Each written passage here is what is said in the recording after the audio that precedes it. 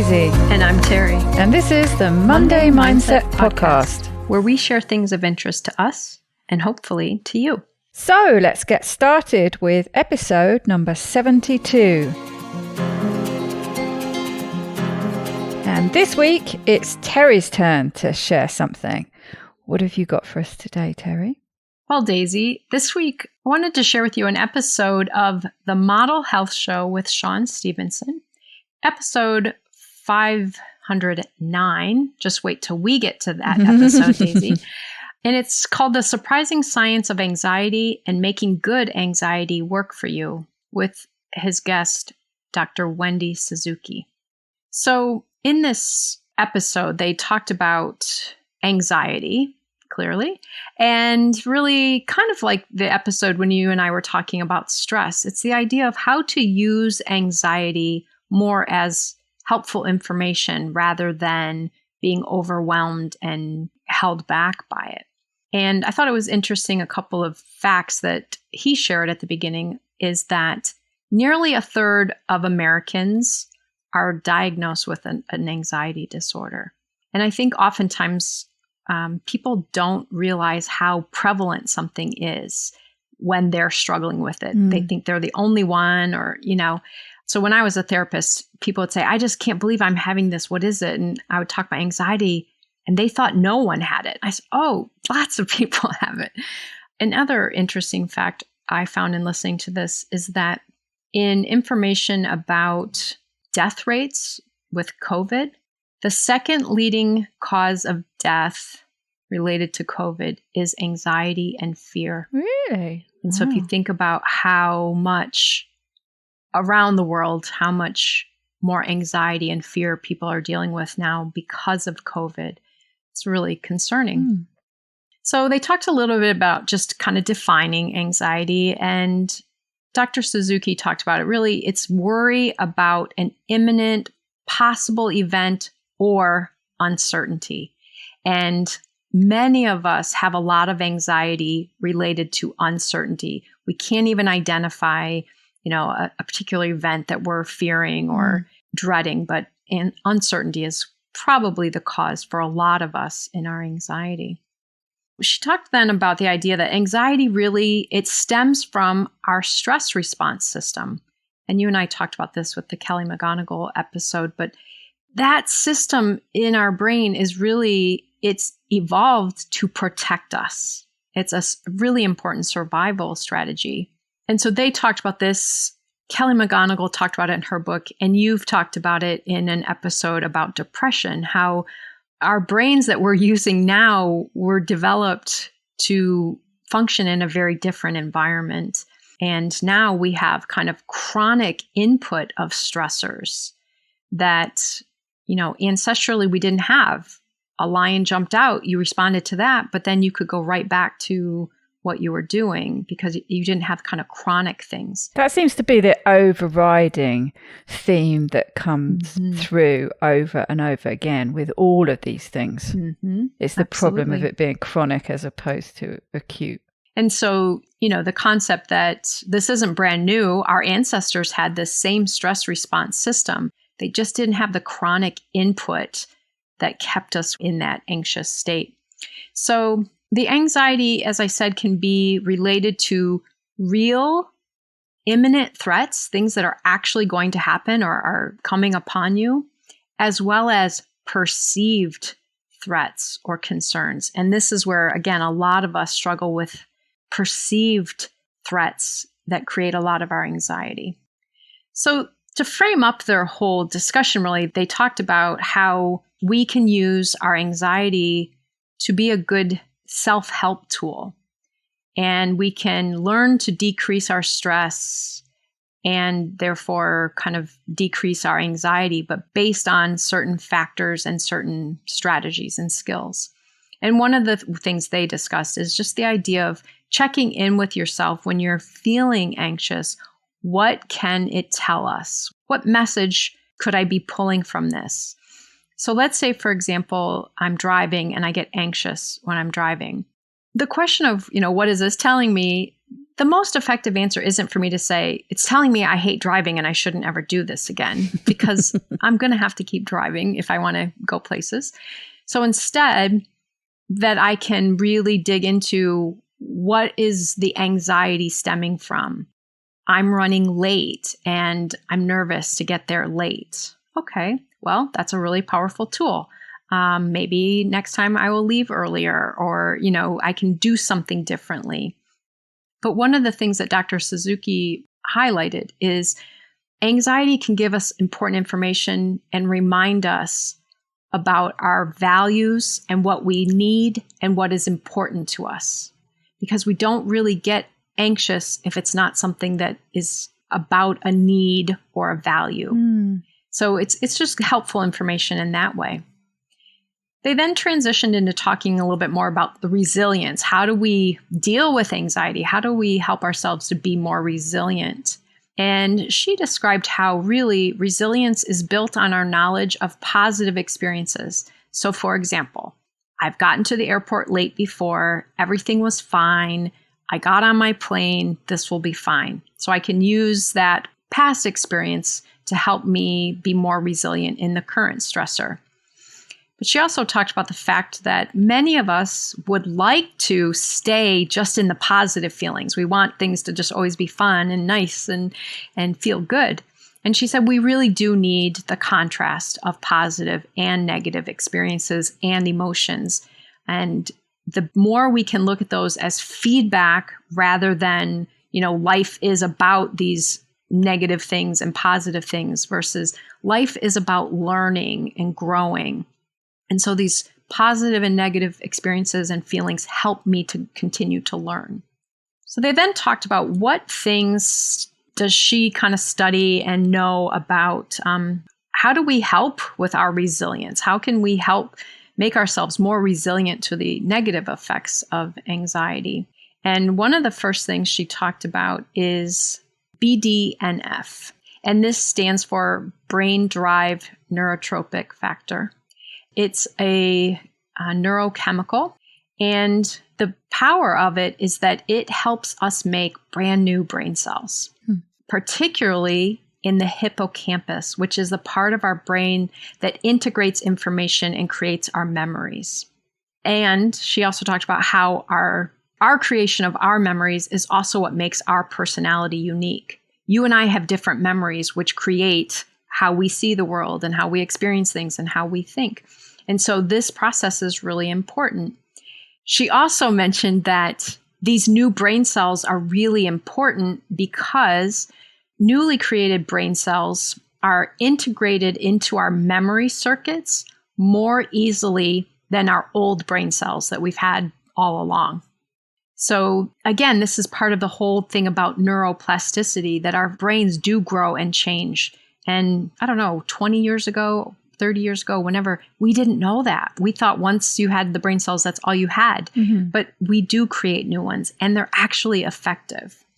So somebody might think, well, how do I get more Bdnf then? Yeah, that sounds really important. Well, I knew. You see, I always ask those questions. Wait, I was just about to tell you that. Let me tell you. So realistically, the best way to increase Bdnf is physical exercise. So go back to episode 2 maybe, or 3, like 1. Kelly McGonigal again. And aerobic exercise is particularly useful for Bdnf. Now, she really emphasized, though, it doesn't mean you have to become a long-distance runner. Even just a brisk walk, walking up and down a flight of stairs, something that gets your heart rate up. Aerobic exercise is what helps us create or have more Bdnf. Yes, I know I've heard it described as, because people often say, what do you mean by aerobic exercise? What have I got to do to be doing aerobic exercise? And I can remember somebody describing it as being a little bit out of breath. So you can't hold a conversation with somebody else. So, think about it. If you're trying to walk briskly up a hill or something, and, your breathing might be a bit labored. You might be focusing on nasal breathing after listening to James Nestor. But the thought of trying to have a conversation with somebody at the same time is just a little bit too much. Well, that's where you're getting into aerobic exercise then, aren't you? I always think of it this way too, though this gets a little more complicated into the science that I don't really understand. The difference between aerobic and anaerobic. Anaerobic means it's not using oxygen at the time, or you're not taking in oxygen, or I don't even really understand. But yes, I think that's a great way to describe it. It's something that gets you breathing a little more heavily, get your heart rate up a little bit. So for example, this would not be using bands for resistance training. Although that's great exercise, that isn't as helpful in increasing your BDNF. She then also talked about it, and I liked this analogy that she used. She said, so if you think about when you're active, when you're doing something, going for a brisk walk or doing something active, you're providing a bubble bath of neurochemicals to your brain.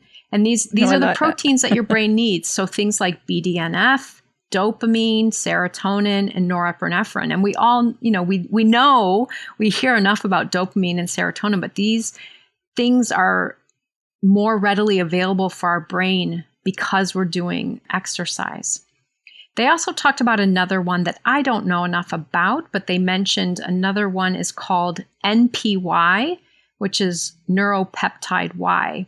And this one is this protein for the brain is particularly linked to resilience. The challenge is right now we don't actually know much about how to increase it in the brain, but those people who have it more available and go through really stressful events like soldiers in battle, they see a difference in their resilience and their outcomes based on this protein. Did they talk about how long you need to do that aerobic exercise? Does it matter?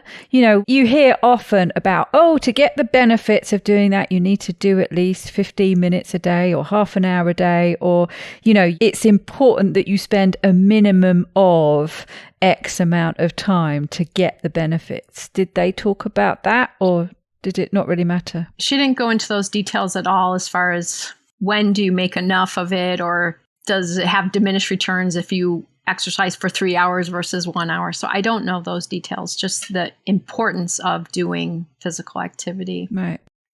So then they kind of switched gears a little bit and talked about characteristics of people or things that you can kind of note in people that are correlated to increased resilience to anxiety. They talked about the growth mindset, which you and I have talked about before. She described how using a growth mindset is key to helping us turn anxiety into helpful information, not just a stressor that we want to get rid of or something we want to avoid. So being able to recognize there's a message in here. What do I need to learn? I can get through this. And I think this is really important. I don't know if you have many people who say things like this to you, but I know as a therapist, I did a lot. When people had gone through a series of really stressful things or even traumas in their life, and they would say, I can't do that again. Like I would not be able to survive it if that stressor happened again, or I can't take one more stressor right now. This to me is really damaging because part of what we do is we build our resilience knowing that we've gotten through difficult things. But because it seems so unbearable at the time, what we start telling ourselves or other people is, I can't do that again. I don't have what it would take to live through that again. And I think this is a really concerning message that I would encourage people to really work to not say, versus knowing I have gotten through every difficult thing in my life and I will continue. I don't need to name what all of them are going to be, but to remind myself I have experienced and survived difficult things, and that gives me strength to keep doing that. So I think this mindset piece here is really important. It's a very fine line, isn't it? And it shows the importance of language. Because I was thinking of examples where I'm sure I've said that. I'm thinking about, the move from France to here. It was a decidedly unenjoyable experience. And I would not want to do it again. But having done it, I know I could do it again. It's quite subtle, really, but a few changes in words. I wouldn't want to do it again. I wouldn't choose to. Yep. But I know I could, because you've got that experience of having been able to do it. Absolutely. However unpleasant it might have been. And as you said, the reality is I would like to never experience that again. And I will make choices maybe that help me avoid it. But sometimes there are things that we can't avoid. But if we're telling ourselves, I can't go through that again. Let's say I lived through a tornado and I say, I can't survive another tornado. That's putting me in a pretty vulnerable place to be giving that message to my brain. Isn't it? Yeah. Instead, that was really rough and I learned a lot from it. I know how to do tornadoes now. So another factor of people that is noted in people who have more resilience for anxiety is they have social connections. And social connections are a really important way to increase our resilience. They give us, positive chemical responses by being socially connected. They help us process things, even if we don't talk about the stressors. Just having human connection is so important. This caused them to go into a little bit of a tangent here, but they're pretty connected to each other and they just had some really interesting conversations. She said that they were talking about COVID and how this got even more complicated with COVID because many people have been more isolated and less able to be as connected physically. And she said, and didn't know this, maybe you knew this, that the UK has a minister of loneliness. I didn't know that. Their job is really working on this epidemic of loneliness. Again, they went through just the benefits of having social connections. But I think one of the important things to clarify is she said, it doesn't mean you have to spend all your time with this person or become best friends. These can be neighbors, they can be colleagues, they can be family members. But the point is to have the social connection and find the positive in it. So when you say hello to your neighbors, smile, wish them well. That is getting certain chemicals active in your body versus, oh, bugger, that guy's out there again, that is not the social connection that's going to be helpful in our resilience, but finding the positive in our social connections. Shawn Stevenson then talked about prior to the pandemic, so this was even before COVID began, the former Surgeon General of the United States, his office contacted Shawn to talk about something, and the Surgeon General at the time had been doing some writing. He said that loneliness was the most threatening health issue in the United States. And this was before we went into more social isolation. So super important topic. Another characteristic of people that they said they find better rates of resilience or more resilience is humor. It's a sign of strength that we can kind of take things and turn them around a little bit. It's a connecting thing, enjoying humor, sharing humor. It's contagious. Sometimes you might experience it. You see someone laughing and you don't even know what they're laughing about, but it just kind of makes you laugh. So humor is a factor that seems very connected with resilience. So she mentioned that humor really helps us to learn from things. And part of what it encourages us to do is to be able to allow ourselves to fail. That if we can say, okay, well, that didn't work, but, at least I know not to put that knife in that socket again. We learn and we can kind of poke at it a little bit. But that's actually a good way to use that opportunity to learn. She also talked then about the growth mindset and that it gives us flexibility in how to be creative for solutions. So a fixed mindset would say, there's nothing I can do. And I've caught myself saying that when I feel overwhelmed by something. There's nothing I can do about it. I've tried this. I can't do this. So I'm done. If we have a growth mindset that says there are solutions here, what would help me in this situation? Maybe I can't solve it right now, but what would help me? How would this go better right now? So something like that. But creativity is a factor that is tied with resilience, our ability to see possibilities and create solutions.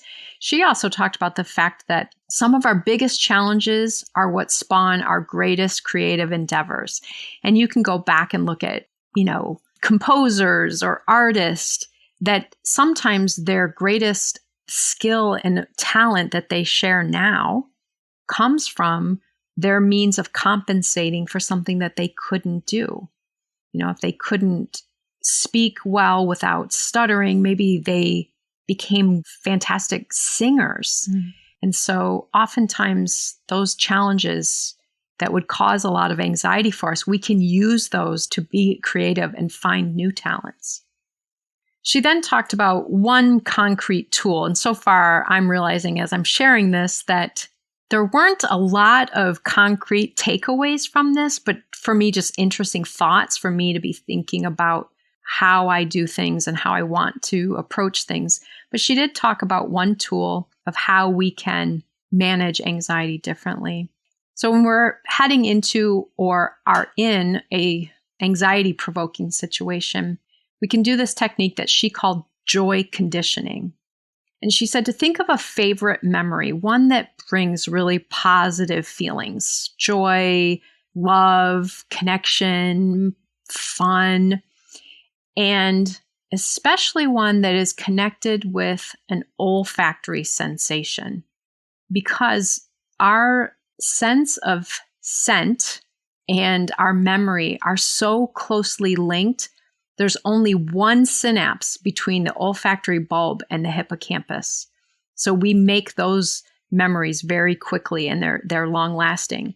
I always used to joke about this, but I still remember if you asked me about 7th grade science, my first thought would be Dry Idea deodorant because that was the deodorant I wore at the time. And I remember one day walking into science class and I could smell my own deodorant. And that's what I think of when I think of science class. So our sense of scent is very linked to memories very quickly and easily. So what you would do then is you would think of this memory and get as in touch with it as you can and kind of relive it because that's going to take you out of that anxious place that you're in that moment. So let's say, for example, I'm heading into a meeting that I'm very concerned about the outcome. Maybe it's a job interview and I'm nervous about the questions that they're going to ask and other things. Well, I can bring up this memory of this great time when my family was at the beach and I could smell the ocean. It's just going to bring a sense of calming to me so that I then can be better able to respond in that moment. The other thing she did talk about as far as some specifics, but they're not huge new ideas that anyone wouldn't already be doing, but I think it's a good reminder. If we're anxious about the uncertainty of what's coming. So let's say, for example, I'm on your podcast and you're going to ask me at the end, Terri, what is your top tip? In that moment, I get anxious. Or maybe I'm a guest and I get anxious going into it. Like, well, what will Daisy ask me? How will I know? What will I answer? So one way to mitigate the negative impact of anxiety is to do some pre-planning. Well, I can think of all the things that Daisy might ask. And that way, when she asks, I feel comfortable. I know I have a repertoire of thoughts that I can pull from. So there are ways that we can kind of prepare ourselves, knowing that we have the ability to get through a difficult situation. We can use this joy conditioning to bring back a memory. I think of that too when you think of a lot of work around trauma and things we talk about. Finding your safe place. Maybe it was sitting at your grandmother's kitchen table when she was baking cookies. That just feels so safe and loving. So in a stressful moment or a moment when you're feeling a bit uncertain about things, what a great memory to bring up. That smell of the cookies, grandma's grabbing them out of the oven, pouring you a glass of milk. Again, how much that can help us just alleviate that stress response in that moment. So as I said, there weren't, 5 tips or 6 things you can go do. But for me, it was helpful just to hear the importance of mindset. There are some specific strategies, the importance of exercise. She also emphasized the importance of mindfulness meditation.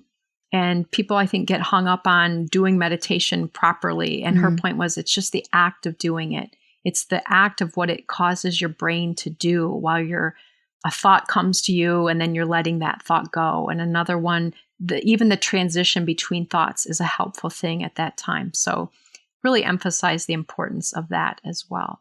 I think it's very interesting, and it's really bringing together a lot of things that we've spoken about before, that we speak about often, things like reframing, things like the different kind of energy and openness you get from curiosity and creativity and thinking about challenges and solutions and growth mindset. It's very expansive, isn't it? Rather than this closed, I can't do that. It's just that fixed, closed, and you can feel it, drawing in. And it's the same with, as you were talking about, with humor and smiling and laughter. I've always found it a good way if I've been feeling miserable. And on the reverse, I don't tend to watch things that are going to make me feel miserable or are going to make me cry, because just the act of crying, even if it's just watching, something on TV that's enjoyable to watch, when I start going through that process of crying, things happen in my face and it makes my face ache and it makes me feel horrible. But the opposite of that is if you watch something lighthearted and something that makes you laugh, even though you are not laughing inside or you do not feel like laughing, you feel miserable as hell. If you watch something that just makes you laugh, isn't there something in this when they say that if you're feeling miserable, you just smile. I don't feel like smiling. I'm not happy, but just the act of smiling lifts your mood a little bit. I think it's related to oxytocin, just that movement of those facial muscles. And I love that visual of the bubble bath for your brain.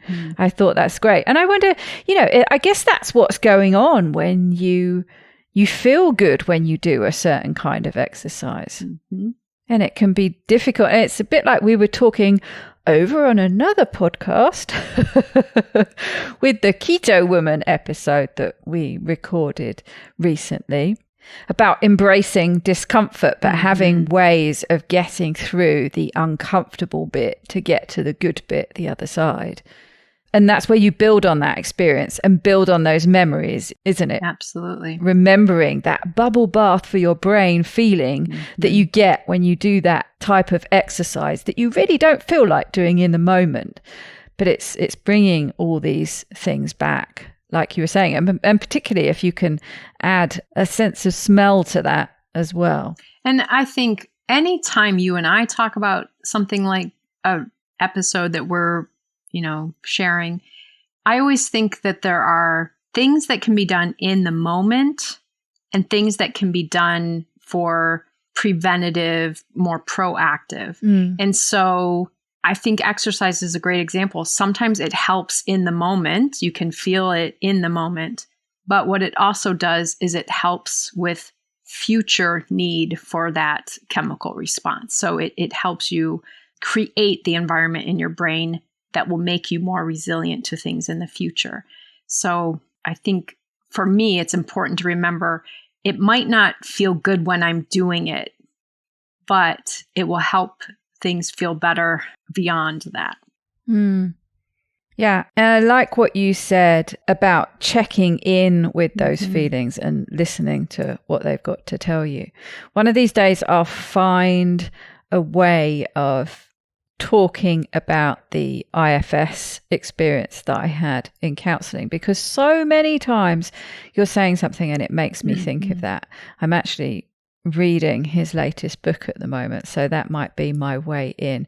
But that's one of the biggest things, that's one of the biggest messages that comes from that system, the IFS, internal family system way of therapy, basically. But it's listening to what the parts of you are telling you, listening to what they're saying and really listening, giving them their say, letting them speak up, because they do all have a message for you and they're all trying to protect you in their own way. Just have to learn to listen, not judge, not try to push them away. Yes, exactly.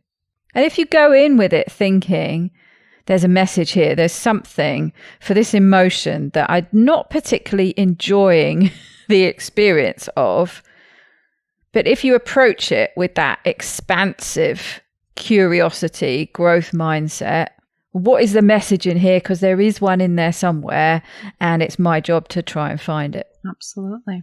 Well, I'm going to be working on creating more bubble baths for my brain, because I do quite a bit of moving around these days, but I do not do enough of moving around vigorously enough to call it aerobic exercise. So that's the thing I think that needs to come to the top of my list. Maybe we should each go for a walk now, Daisy. Well, yes, funnily enough, I was thinking about that, so I might just do that. I'm sure the dogs will be very happy about the idea. Yeah, very good.